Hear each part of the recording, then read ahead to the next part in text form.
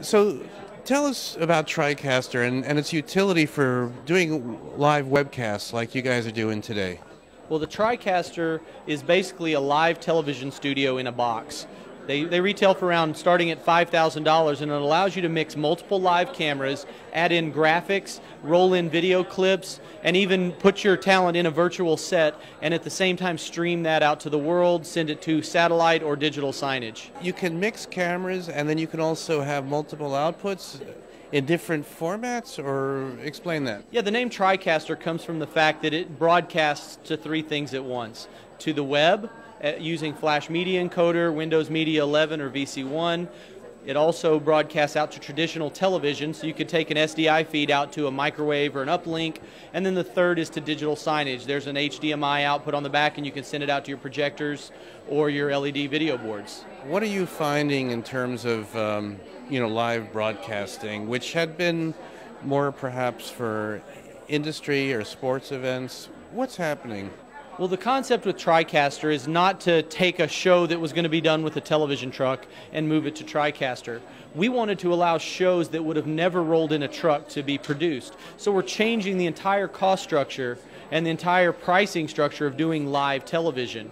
And so we're seeing it being adopted from the highest levels of the MTV using it at the movie awards and Miss Universe using it to stream the crowning moment, all the way to fifth graders in Las Vegas doing a daily newscast with the same device. So it's powerful enough for the high-end broadcasters who really don't have the same budget constraints, and it's easy enough to use for those elementary students, because when we designed it to make portable live production successful, we knew we had to make it portable, affordable, and the most important is it needed to be easy to use, because we're bringing new people into live television that aren't people that are used to sitting in a truck.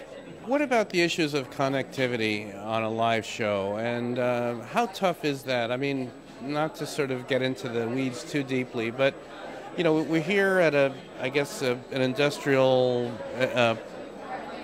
event space, but how does that work, and can it work through wireless or through mobile connections? It can. Just because it can doesn't mean you should. We've done some tests with like the New York Giants where we took a Verizon cellular modem and plugged it into the TriCaster and actually streamed. It was very low quality, but we did a stream.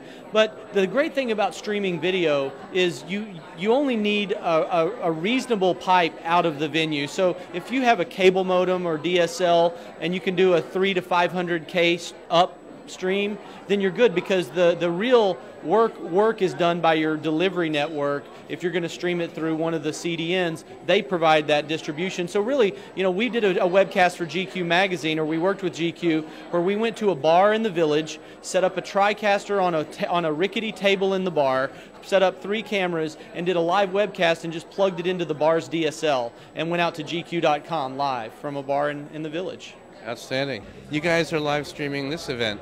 Yeah, we're live streaming from the Digitas Newfront, and we're actually streaming out to Ustream, to Justin, to Revision 3, of course, but also to AdAge, to MediaPost. The idea being that streaming to just one service is so 2007. We're all about streaming to as many different services as possible, just like CNN is on all these different cable systems. Why not? You see over here, talking about advertisers, and I just wanted to mention that, it's so exciting to go back to what you were saying about television and advertisers. It's exciting to see, I think any product that sells, that's what's exciting. And I feel like there's so many opportunities to create integrated content. I always link to the funny too, it sounds like everybody